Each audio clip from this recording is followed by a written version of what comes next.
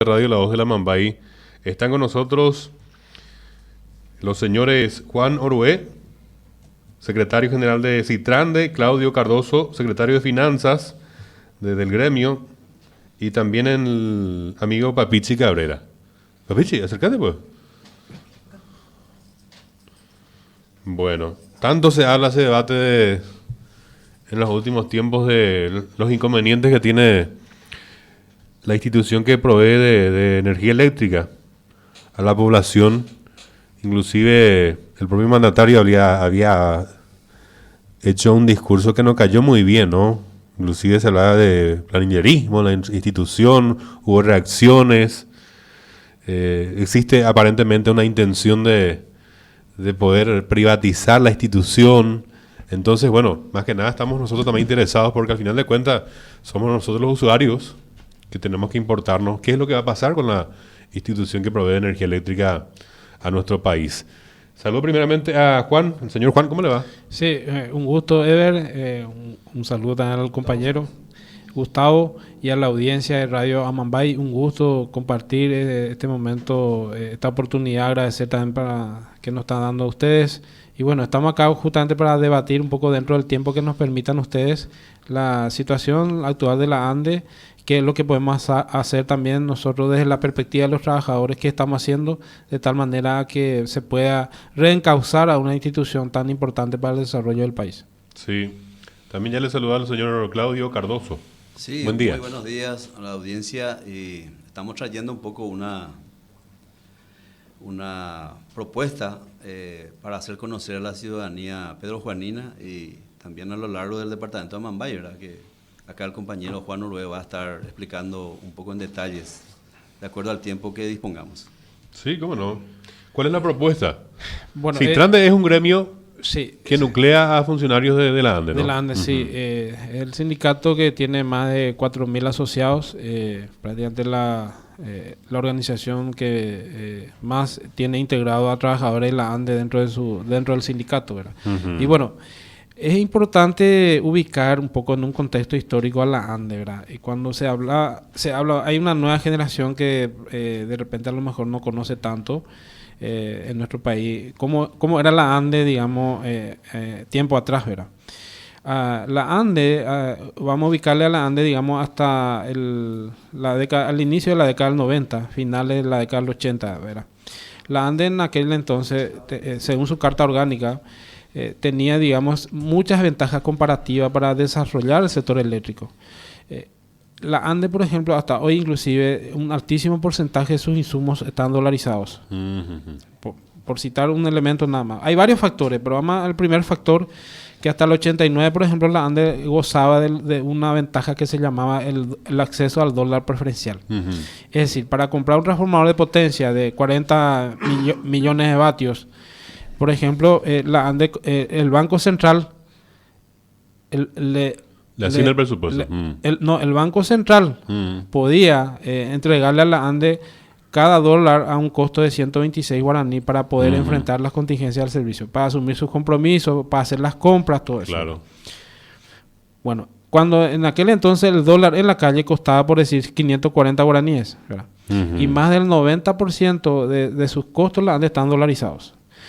¿Qué pasó? Viene el cambio de convivencia política en nuestro país al inicio de la década del 90 y por una política del gobierno dice, bueno, a partir de ahora la ANDE va a tener que adaptarse al costo de la calle del dólar. Es decir, después de estar comprando de que le cueste 126 guaraní, pasa a comprar 540 guaraní cada dólar. Sí, prácticamente se cuadruplicó el compromiso de la ANDE desde todo punto de vista. A partir de allí comienza a caer, comienza a caer la fortaleza de la ANDE, ¿verdad? Y sumado a eso, comienza a aparecer legislaciones que antes la ANDE no le obligaba a ciertas cuestiones. Por ejemplo, la ANDE no pagaba aparte de lo que ya mencioné, no pagaba ni un centavo de guaraní por los insumos, por la importación de los insumos. No pagaba impuestos. No pagaba. A partir de las nuevas legislaciones ya se le obligó a pagar impuestos. Aparecen legislaciones, inclusive la ley del presupuesto, que le obliga a la ANDE a hacer un aporte, además un aporte intergubernamental, ¿verdad? que desde el año 1999 hasta el año 2015 totaliza más de 200 millones de dólares. Aparece la legislación, por ejemplo, la 1535, que viene prácticamente a coartarle su autarquía, la ley de administración financiera. Sí. Aparece una legislación como, por ejemplo, la ley de contrataciones públicas. Y acá no es que se pretende que la ANDE tenga privilegio. Lo que las autoridades, la dirigencia política y la que administra este país debe entender que no se le puede someter a la ANDE a un mismo régimen que cualquier otra institución. No es lo mismo entrar en una licitación para comprar una resma de papel o lápices, ¿verdad? Sin absolutamente querer demeritar la educación, ni mucho menos, que tenga que someterse a la misma regla de juego a una empresa que debe dar respuestas rápidas a la contingencia del servicio.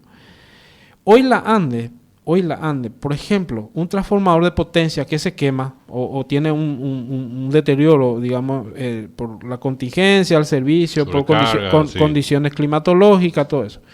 ¿Cuánto la ANDE hoy día tarda para reponer ese equipo? Mínimo le lleva 2 años. ¿Cuál es el itinerario para que la ciudadanía entienda, ¿verdad? Un transformador de potencia o una herramienta importante de trabajo que puede ser una camioneta, puede ser una grúa, ¿verdad?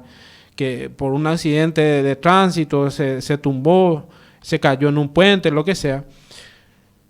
¿Cuál es el circuito que tiene que recorrer hoy día? Primero va a tener que prever para su presupuesto para el año que viene. Tiene que ir al Ministerio de Hacienda.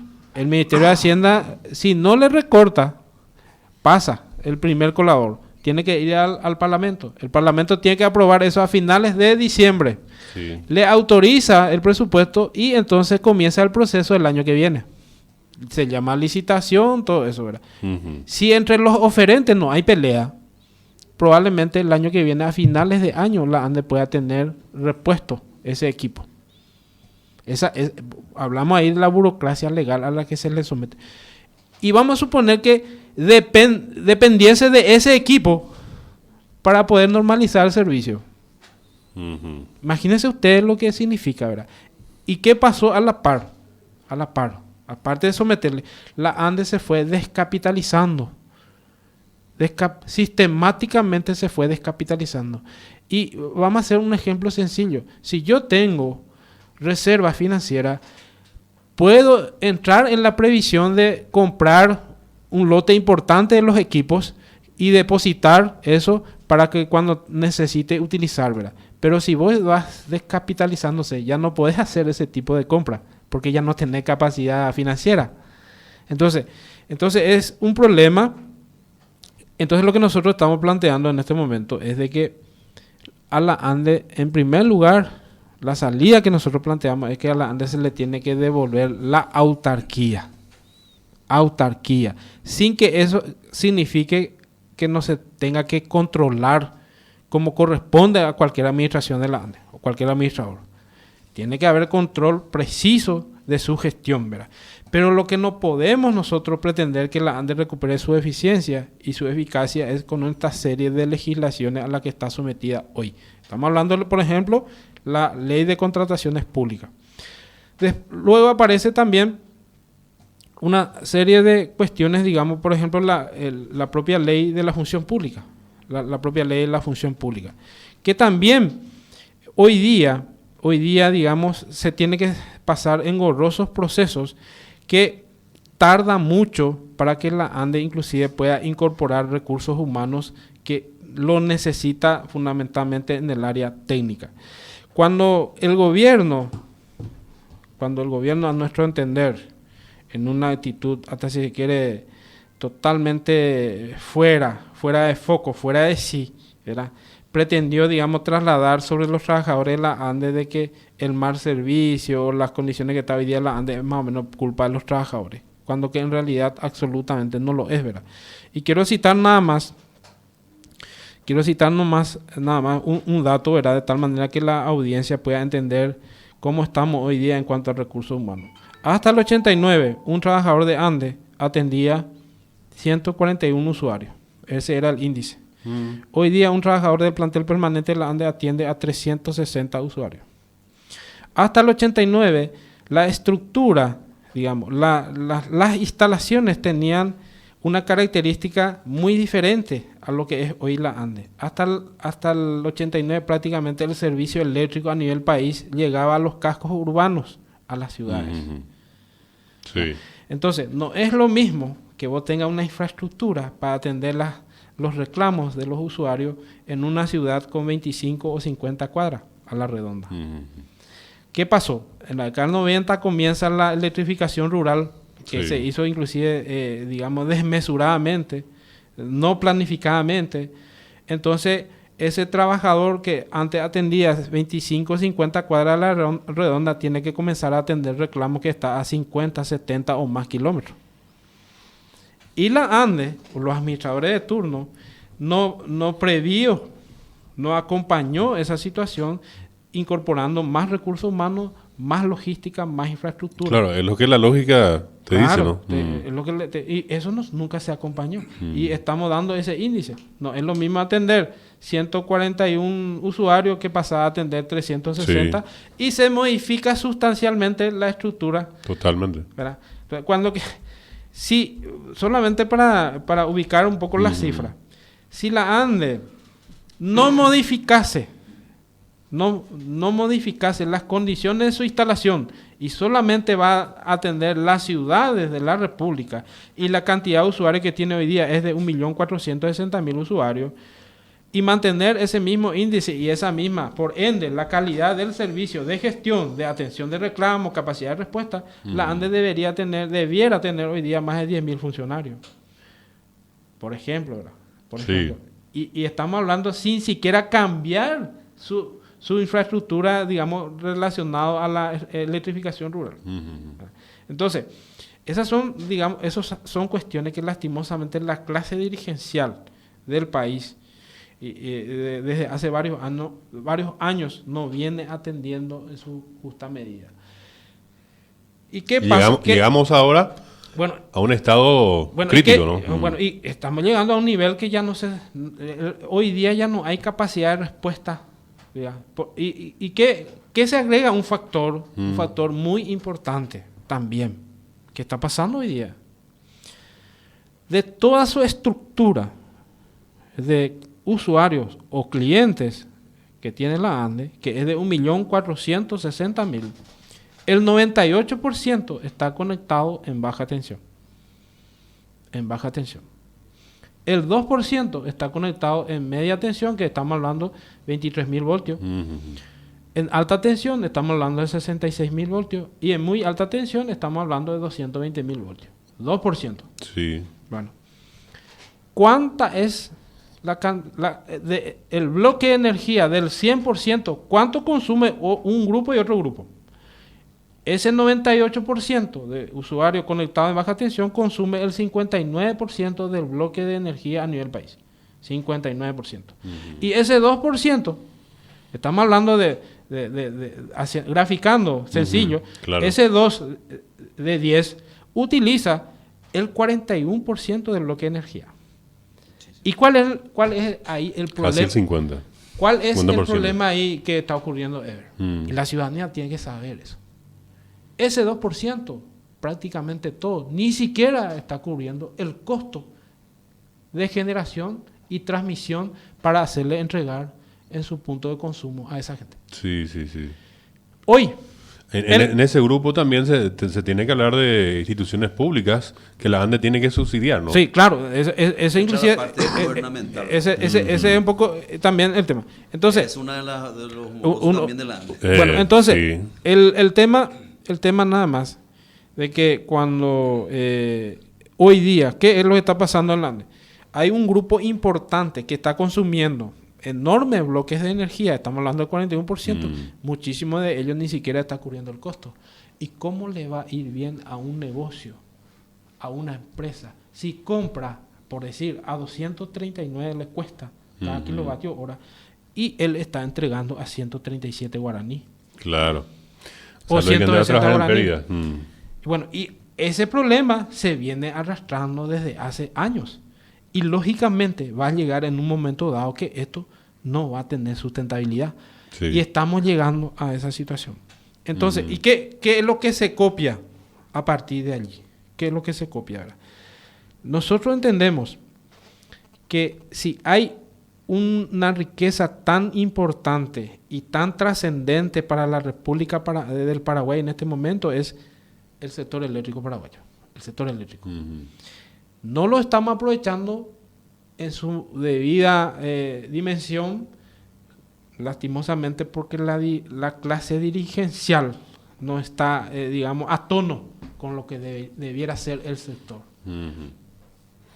Para entender nada más, la República del Paraguay tiene una generación instalada de más de 8.000 megavatios. ¿Qué significa eso en términos un poco más sencillos, ¿verdad? Estamos hablando de 8.000 millones de vatios tenemos nosotros en capacidad instalada de generación. Cuando ocurrieron los eventos, fundamentalmente en San Lorenzo y Lambaré, los siniestros, ¿qué potencia nosotros estábamos desarrollando en ese momento? Esa noche tan, digamos, dificultosa para el sector eléctrico, para la Andebra. En ese momento, de toda esa reserva de generación, nosotros estábamos estábamos desarrollando 2.917 megavatios. ¿Qué significa eso? Ni siquiera hemos alcanzado 3.000.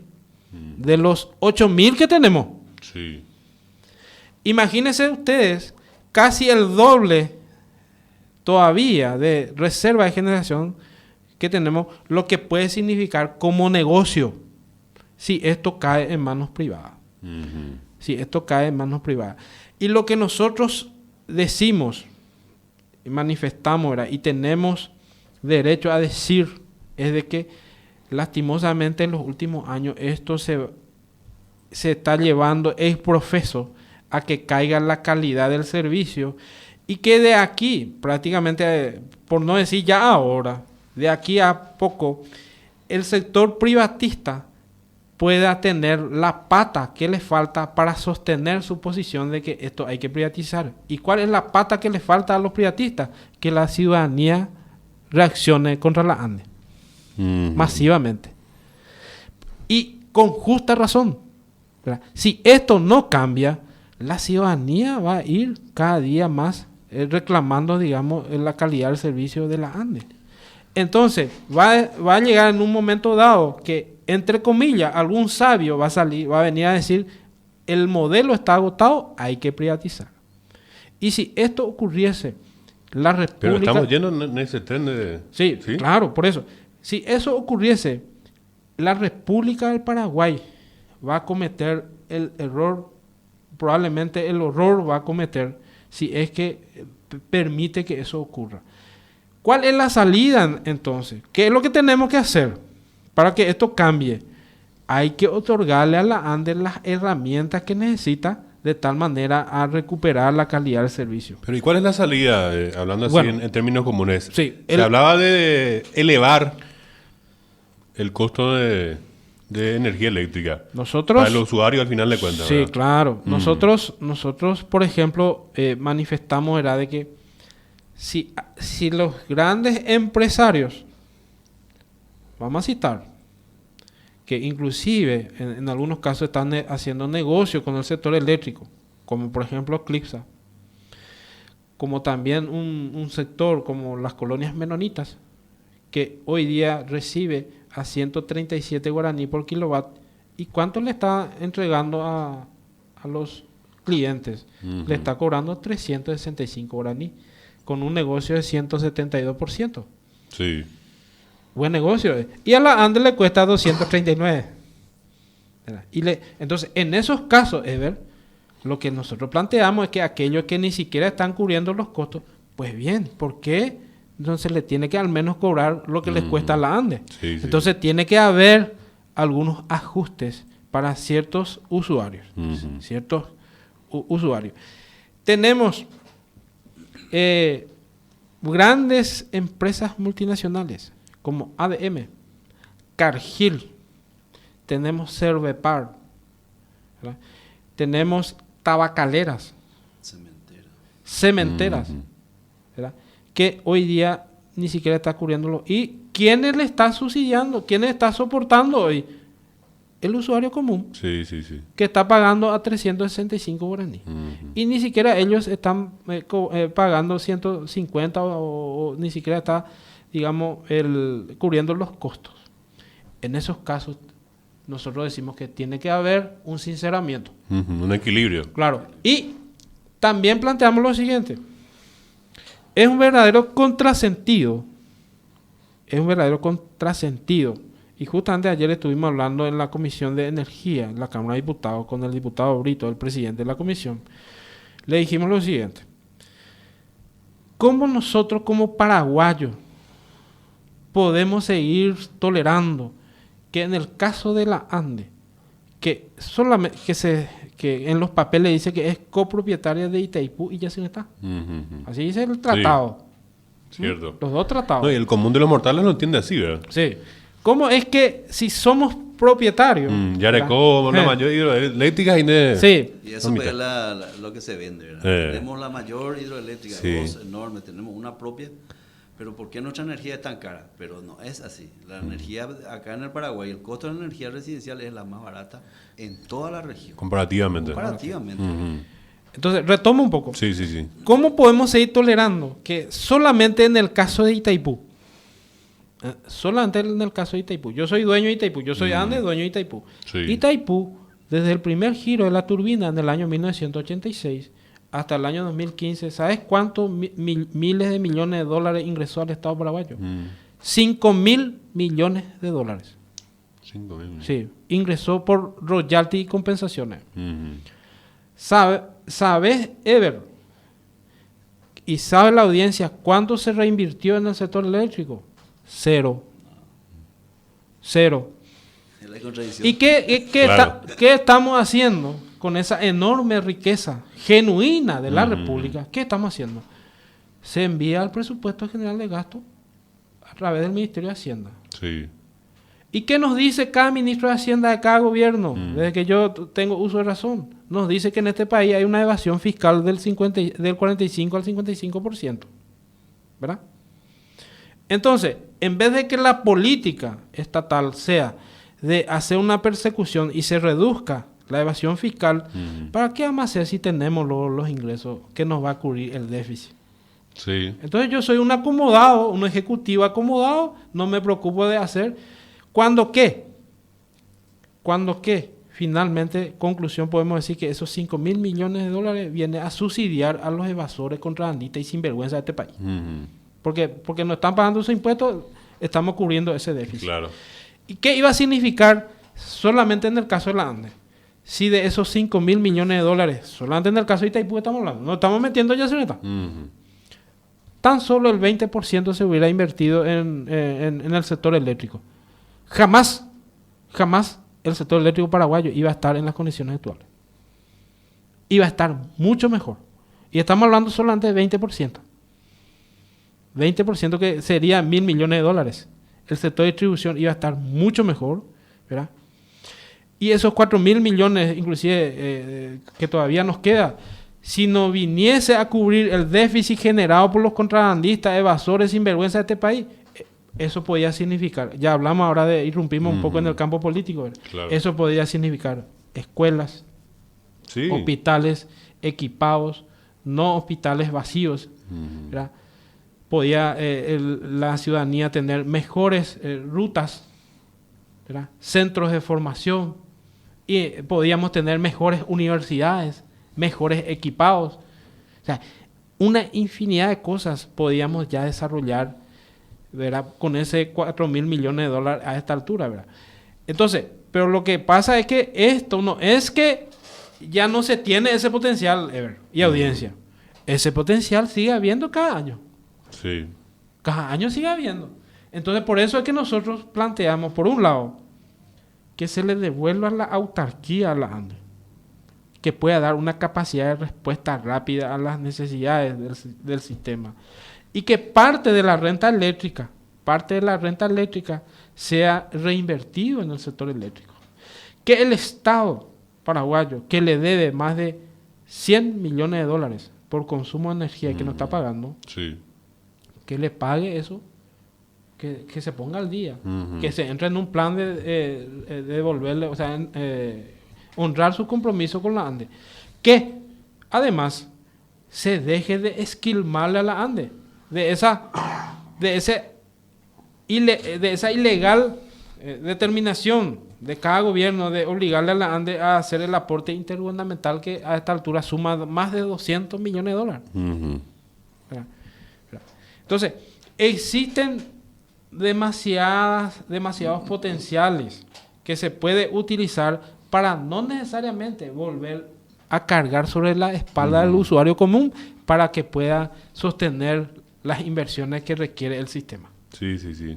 Entonces, ahí está. ¿Cuál es la salida a tu pregunta? Ujú. Te estamos dando un poco la respuesta Claro. que nosotros tenemos. Y eso está ahí. Eso está ahí. No.